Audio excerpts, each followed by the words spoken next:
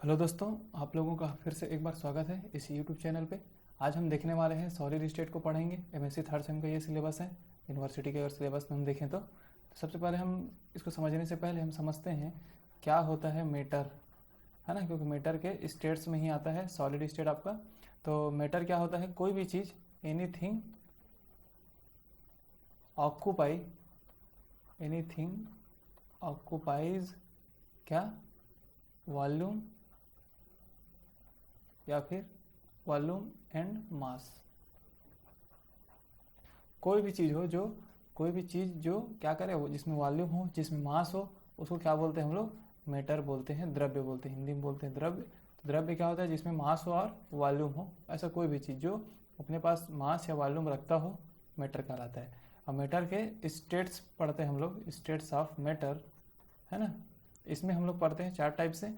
क्या बोलते हैं? सॉलिड, लिक्विड, गैस और प्लाज्मा स्टेट। देखिए करके इसको ही समझते हैं हम लोग। तो सबसे पहले यहाँ पे देखिए स्टेट्स ऑफ मैटर, देन हम उसके बाद पढ़ेंगे सॉलिड स्टेट को। सबसे पहले हम समझ लेते हैं स्टेट्स ऑफ मैटर। सबसे पहले देखते हैं सॉलिड। तो यहाँ पर आपको देख रहा होगा जो ब्लू कलर का जो स्फीयर टाइप दिख रहा है, सब क्या है? मान लेते हैं एक मॉलिक्यूल से। ये क्या है? मॉलिक्यूल्स हो सकता है, आयंस हो सकते हैं या फिर एटम्स हो सकते हैं, है ना। तो ये सब क्या है? रेगुलरली क्या है? अरेंज है।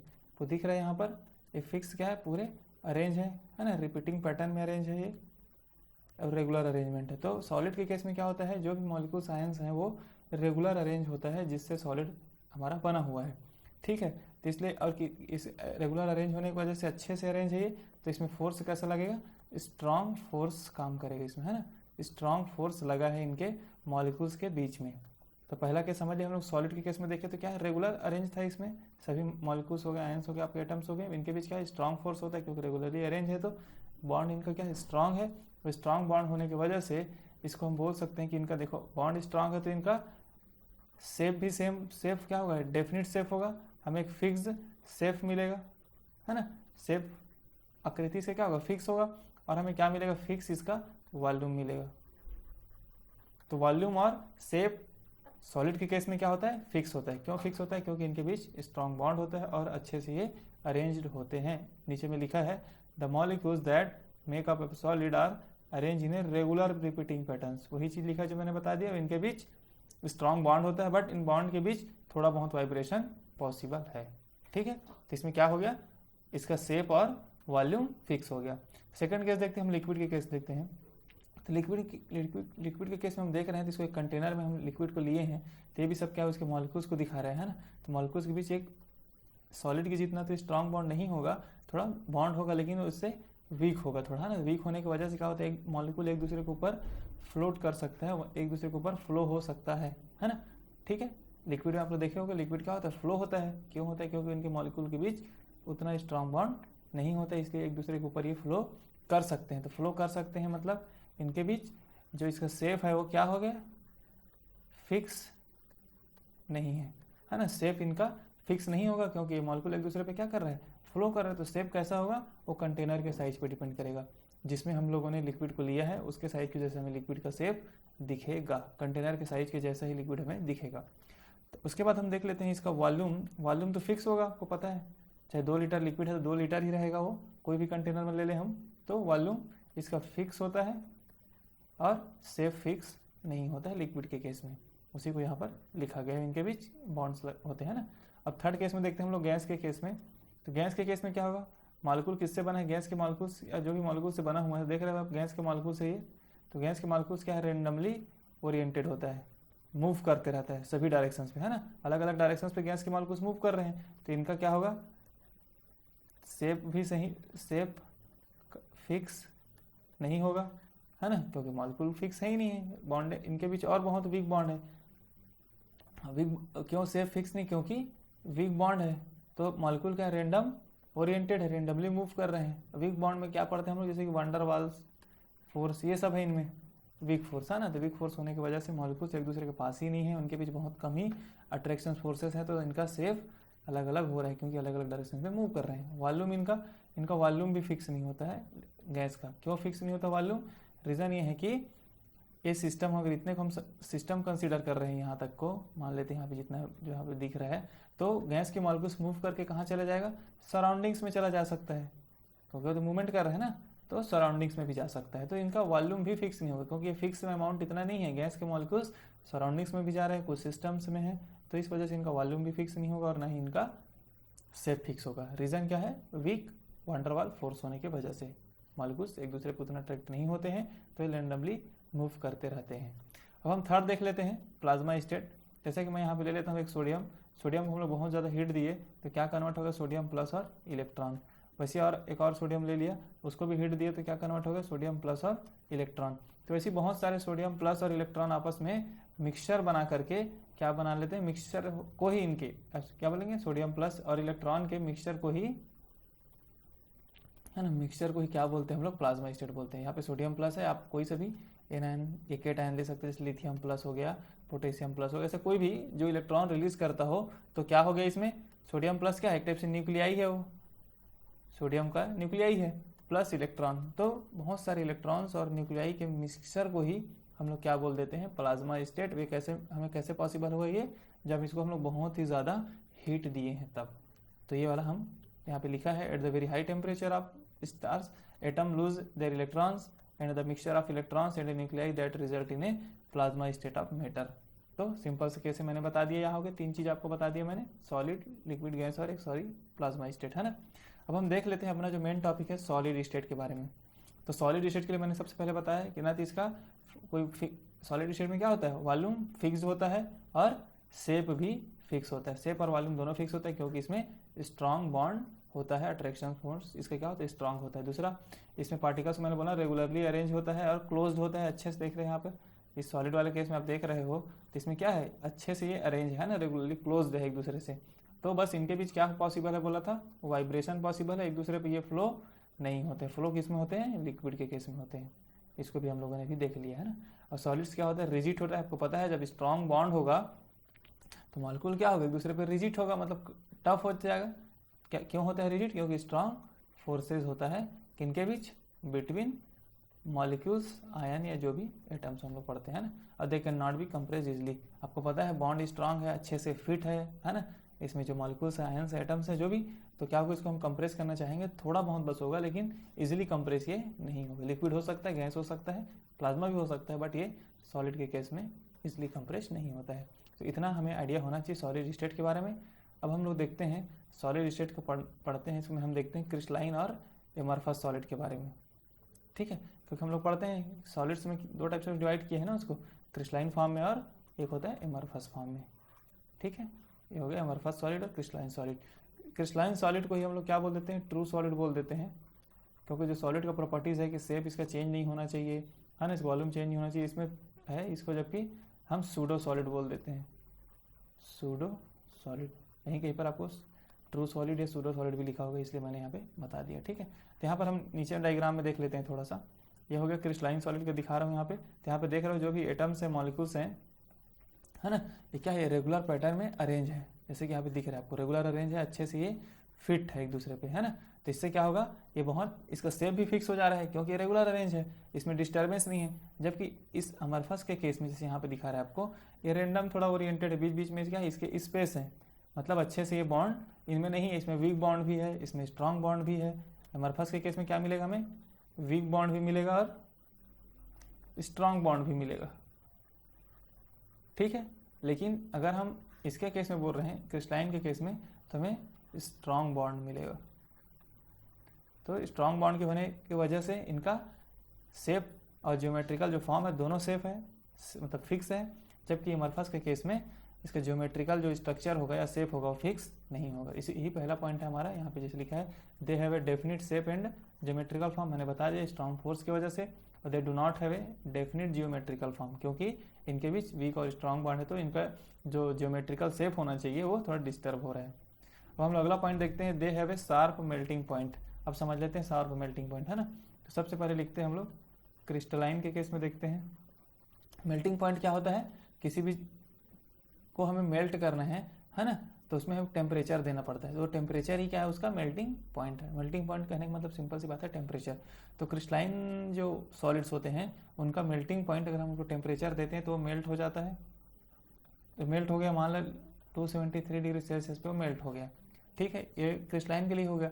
लेकिन एमरफस के केस में क्या होता है, जब इसको हम टेम्परेचर देते हैं, है ना, तो ये मेल्ट तो होता है बट टेम्परेचर के रेंज में होता है, जैसे कि 273 से 290 डिग्री सेल्सियस। ये एग्जांपल के फॉर्म में मैंने लिया है। मतलब क्रिस्टलाइन के केस में क्या हो रहा है, हम टेम्परेचर दे रहे हैं तो मेल्ट हो रहा है, लेकिन वो फिक्स टेम्परेचर पे मेल्ट हो जा रहा है पूरा सॉलिड्स। लेकिन एमरफस के केस में क्या हो रहा है, टेम्परेचर हम लोग दे रहे हैं बट वो मेल्ट हो रहा है, लेकिन एक टेम्परेचर के रेंज में मेल्ट हो रहा है। क्यों मेल्ट हो रहा है रेंज में, क्योंकि इसमें वीक बॉन्ड भी है तो जल्दी मेल्ट हो जा रहा है वो, लेकिन जो स्ट्रॉन्ग बॉन्ड है वो थोड़ा लेट से मेल्ट हो रहा है ना। वीक बॉन्ड की वजह से क्या हो रहा है, कुछ कुछ जो बॉन्ड है वीक है तो जल्दी से मेल्ट हो जा रहा है, तो 273 पे भी मेल्ट हो जा रहा होगा। कुछ जो बच रहा है वो स्ट्रॉन्ग बॉन्ड है तो थोड़ा ज़्यादा हो रहा है। इसलिए एमरफस के केस में मेल्टिंग पॉइंट हमें टेम्परेचर का रेंज मिलता है, जबकि क्रिस्टलाइन वाले सॉलिड के केस में क्या मिलता है, हमें एक डेफिनिट मेल्टिंग पॉइंट मिल जाता है। थर्ड पॉइंट आता है, आपको जैसे लिखा है they are rigid and incompressible, मैंने बता दिया क्योंकि इसमें स्ट्रॉन्ग बॉन्ड है, वो अच्छे से रेगुलरली फिट है, एकदम फिक्स अपने पोजीशंस पे, तो टफ तो होगा ही, रिजिड होगा, साथ में इसको हम कंप्रेस करना हमारे लिए टफ हो जाता है। लेकिन इसमें क्या है, वो थोड़ा बहुत पॉसिबल है एमरफस के केस में। Fifth point, they give a clean cleavage that is break into a pieces. अब मान लेते हैं ये हमारा क्रिस्टलाइन सॉलिड है, तो इनमें क्या बॉन्ड अच्छे से सेम बॉन्ड है, लगभग बॉन्ड क्या है, स्ट्रॉन्ग बॉन्ड है लेकिन सेम बॉन्ड, इसको हम काटेंगे तो एक फिक्स जगह से कट जाएगा, तो इस टाइप से दो पार्ट्स में कन्वर्ट हो सकता है। लेकिन अगर हम एमरफस सॉलिड के केस में देख रहे हैं, इसको अगर हम काटना चाह रहे हैं, इसको हम काटेंगे तो कहीं पे स्ट्रांग है कहीं पे वीक है, तो इनका जो साइज जो कटेगा वो फिक्स ना कट के छोटा बड़ा ऐसा टाइप से कटेगा ये, है ना। तो क्या हो रहा है, क्रिस्टलाइन के केस में जब हम उसको पीस में ब्रेक करना चाह रहे हैं तो उसका इक्वल अमाउंट बोल सकते हैं, या फिर प्लेन सरफेस के केस में वो प्लेन सरफेस हमें मिल रहा है, कट रहा है तो, है ना। लेकिन एमरफस के केस में हमें प्लेन सरफेस नहीं मिल रहा है क्योंकि स्ट्रांग है वीक है, तो वो अच्छे से कट नहीं पा रहा है, तो इरेगुलर इसमें क्लीवेज हो रहा है, रेगुलर क्लीवेज नहीं हो पा रहा है। इसमें भी देख सकते हैं आप, ऐसे करके बीच से अगर काट रहे हैं तो अलग अलग कटेगा, क्योंकि यहाँ पे वीक बॉन्ड है, यहाँ पे फोर्स स्ट्रांग फोर्स है, तो इस वे में हम इसको समझते हैं। अब हम देख लेते हैं इसके बाद हम देख रहे हैं लास्ट पॉइंट हमारा क्या, heat of fusion, second last point है। सबसे पहले क्या, हीट ऑफ फ्यूजन, है ना। हीट ऑफ फ्यूजन में क्या करेंगे, देख रहे हो आपको फिर वही चीज़, क्योंकि they have definite heat of fusion, तो क्या हो रहा है क्रिस्टलाइन सॉलिड के केस में हीट ऑफ फ्यूजन क्या होगा, फिक्स होगा, क्योंकि वही सेम रीजन जो हमने मेल्टिंग पॉइंट के लिए यहाँ पे यूज़ किए, वही रीजन यहाँ पर भी हम लोग लगा देंगे, क्योंकि इसमें स्ट्रॉन्ग बॉन्ड होता है, बॉन्ड लगभग फिक्स होता है और इनके पीछे रेगुलर अरेंजमेंट होता है, तो इसको हीट करते हैं तो डेफिनेट मिलता है, हमें एक फिक्स वैल्यू मिल जाता है। जबकि इसके केस में क्या होता है, do not have a definite heat of fusion, इसमें भी कुछ रेंज मिलेगा, जैसे हम लोगों ने भी मेल्टिंग पॉइंट के केस में भी देखा। ठीक है, तो यहाँ तक आपको समझ में आ गया होगा। अब हम लास्ट पॉइंट को थोड़ा डिटेल में अच्छे से समझते हैं। ये होता है जो क्रिस्टलाइन सॉलिड होता है, यहाँ पर जो लास्ट है ना, एनिसोट्रॉपिक नेचर होता है। एनिसोट्रॉपिक क्या होता है, यहाँ से हम नीचे वाले एग्जांपल समझते हैं जो मैंने यहाँ पे ड्रॉ किया है। जैसे मान लेते हैं ये मैंने दिखा दिया है सोडियम प्लस और NaCl, सोडियम प्लस और Cl माइनस के बीच में जो क्रिस्टल बना है NaCl का एक डायग्राम मैंने बना दिया है। अगर मैं यहाँ पर सेंटर पोजीशन से मूव करता हूँ तो देखो इस डायरेक्शन पे मुझे क्या मिल रहा है, सोडियम मिला एक और एक क्लोरीन मिला। लेकिन मैं इस डायरेक्शन में मूव करूँगा तो क्या मिला, सोडियम मिला और क्लोरीन मिला। इस डायरेक्शन में मूव करूँगा तो सोडियम मिला, क्लोरीन मिला। लेकिन अगर मैं इस डायरेक्शन में मूव करूँ तो क्या मिला, ओनली सोडियम मिला। अगर इस डायरेक्शन में मैं जाऊँ तो इसमें क्या हो रहा है, कुछ नहीं मिल रहा है। अगर इस डायरेक्शन में जाऊँगा तो क्लोरीन पहले मिल रहा है, देन सोडियम मिल रहा है, देन क्लोरीन मिल रहा है। कहने का मतलब है कि अलग अलग डायरेक्शंस पे जाने पर मुझे अलग अलग आयंस के कॉम्बिनेशंस मिल रहे हैं। मतलब ऐसा नहीं है कि आप उसके अपोजिट जाओगे तो सेम ही मिलेगा, बट आप लगभग अलग अलग डायरेक्शन पे जैसे मूव करने का ट्राई कर रहे हो या जाने का ट्राई कर रहे हो तो हमें क्या मिल रहा है, अलग अलग प्रोपोर्शन में क्लोरीन आयन या फिर सोडियम आयन हमें मिल रहे हैं। तो अलग अलग डायरेक्शन पे जाने पर अलग अलग मिल रहा है। तो इसको मैं कहने का मतलब ये है कि इसमें जो अगर हम मैकेनिकल प्रॉपर्टीज़ है इसका और इलेक्ट्रिकल प्रॉपर्टीज़ है वो depend on the directions along which they are measured. तो इसीलिए बोलते हैं इसको एनिसोट्रॉपिक, क्योंकि अलग अलग डायरेक्शंस पे जाने पर उसका मैकेनिकल प्रॉपर्टी इलेक्ट्रिकल प्रॉपर्टीज़ क्या होगा, हमें डिफरेंट मिलेगा, क्योंकि डिफरेंट प्रोपोर्शन में हमें आयंस मिल रहे हैं, है ना। कहीं पर जा रहे हैं तो कहीं पर आयंस मिल नहीं रहा है, जैसे मिडिल पार्ट से निकलेंगे तो आयंस मिलेगा भी नहीं, इसमें भी नहीं मिल पा रहा है, लेकिन इसमें मिलेगा सोडियम, देन हमें कुछ नहीं मिला, सोडियम मिला, क्लोरीन मिला। अलग अलग डायरेक्शंस पे हम लोग मूव कर रहे हैं। तो इस फॉर्म में आप समझ सकते हैं कि क्यों इसको एनिसोट्रॉपिक बोलते हैं, क्योंकि अलग अलग डायरेक्शन में हम उसको मूव करते हैं या फिर चेक करते हैं जो भी इंस्ट्रूमेंट के थ्रू, तो हमें उसका electrical properties mechanical properties different मिलता है। अब आते हैं सेकंड केस, आइसोट्रॉपिक होता है एमरफस के केस में। रीज़न क्या है, अब देख रहे हो ये एमरफस का मैंने यहाँ पे डायग्राम मैंने बना दिया है ये वाला। तो इसमें क्या किया है, रेंडमली ओरिएंटेड है, मतलब रेंडम आयंस क्या है, रेंडमली पूरे हर तरफ बिखरे हुए हैं। अगर हम यहाँ से इधर अलग अलग डायरेक्शन पे मूव करेंगे तो हमारे पास चांसेस ये है कि लगभग हमें उतने प्रोपोर्शन में, मान लो इधर हमें 2 Na+ 2 Cl मिला, तो इस वाले पोर्शन में भी जाने पे मुझे 2 Na+ और 2 Cl मिलने के चांसेस है, क्योंकि ये रेंडम ओरिएंटेड है, रेंडमली बिखरे हुआ है ना। तो इस केस में क्या हो रहा है, अलग अलग डायरेक्शन से मूव कर रहे हैं तो हमें आयंस लगभग उतने मिलने के चांसेस बढ़ रहे हैं। तो इसलिए क्या बोलते हैं आइसोट्रॉपिक, तो they have a similar physical properties in all directions because the constituent are arrange in a random manner. क्योंकि हमें फिजिकल प्रॉपर्टीज और इसके इलेक्ट्रिकल प्रॉपर्टीज लगभग सेम मिलने का चांसेस है अलग अलग डायरेक्शंस पे, क्योंकि इसके जो कंस्टिट्यूएंट पार्टिकल्स हैं या फिर जो भी आयंस है, मॉलिक्यूल्स हैं, वो क्या है, एक रेंडम मैनर में अरेंज है, रेंडम में है वो, है ना। इसमें क्या था, एक फिक्स था, इसलिए हमें अलग अलग मिल रहा था, लेकिन अमॉर्फस के केस में रेंडम होता है ये। तो ये वाला टॉपिक आप याद रखेंगे। जो आपका क्रिस्टलाइन होता है वो एनिसोट्रॉपिक होता है और आइसोट्रॉपिक होता है आपका अमॉर्फस। अब हम थोड़ा ये देख लेते हैं classification and with properties of the solid in tabular form में, इसको मैंने लिख दिया है। तो सबसे पहले हम लोग समझ लेते हैं, ये हमारा मान लेते हैं एक क्रिस्टल है ना, ये हमारा एक क्रिस्टल है, इसको रेंडमली बना दिए हैं। तो ये जितने भी जो पॉइंट्स है ना, जहाँ पर आयंस होते हैं उसी को हम लोग क्या बोलते हैं, लेटिस पॉइंट। आप याद रखेंगे, उसी को बोलते हैं लेटिस पॉइंट। यही लेटिस पॉइंट अगर मॉलिक्यूल्स हो तो, अगर लेटिस पॉइंट मॉलिक्यूल्स हो तो मॉलिकुलर सॉलिड। यही लेटिस पॉइंट अगर आयोनिक आयंस हो, मतलब आयंस हो, सोडियम प्लस Na-, तो उसको बोल देते हैं आयोनिक सॉलिड।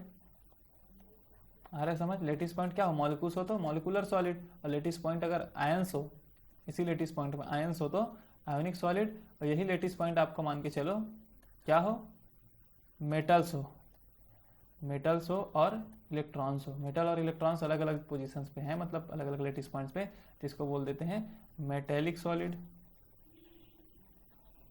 एक लास्ट है हमारा, इसी में अगर कोई भी ऐसा एटम्स हो, आयंस भी ना हो, ना मॉलिक्यूल्स ना हो, ना मेटल्स ना हो, मतलब नॉन मेटल्स हो और जो कोवेलेंट बॉन्ड के थ्रू कनेक्टेड हो, तो उसको बोल देते हैं कोवेलेंट सॉलिड।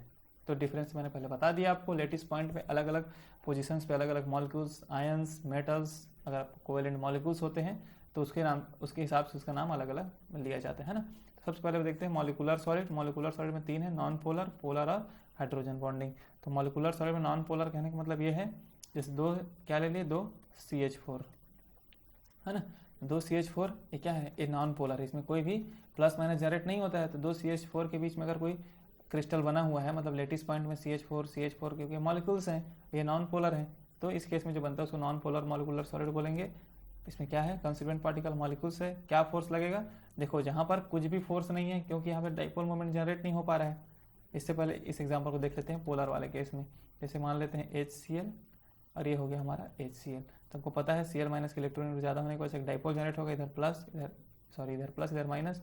तो वैसे यहाँ पर भी एक जनरेट होगा, माइनस और प्लस। तो क्या हो रहा है, माइनस प्लस, अपोजिट में माइनस प्लस अट्रैक्शन कर सकते हैं, तो इसको बोलते हैं डाइपोल अट्रैक्शन, क्योंकि डाइपोल के बीच में अट्रैक्शन हो रहा है। बट CH4 के केस में क्या हो रहा है, कोई भी डाइपोल मोमेंट जनरेट नहीं हो पा रहा है। तो इसमें कौन सा फोर्स काम करता है, वान डर वाल फोर्स, जो कि क्या है, वीक फोर्स है। जब कहीं पर कुछ भी फोर्स काम ना करे तो क्या फोर्स काम करता है, वान डर वाल फोर्स। तो इसीलिए इसमें लिखा है जिसको लैंडन फोर्स भी बोलते हैं। तो नॉन पोलर के केस में लैंडन फोर्स, इसका एग्जाम्पल सॉफ्ट होता है, इंसुलेटर होता है, वेरी लो मेल्टिंग पॉइंट हो, क्योंकि बॉन्ड ही वीक है तो इजीली इसको हीट देंगे तो ये मेल्ट हो जाएगा, इसलिए वेरी लो मेल्टिंग पॉइंट।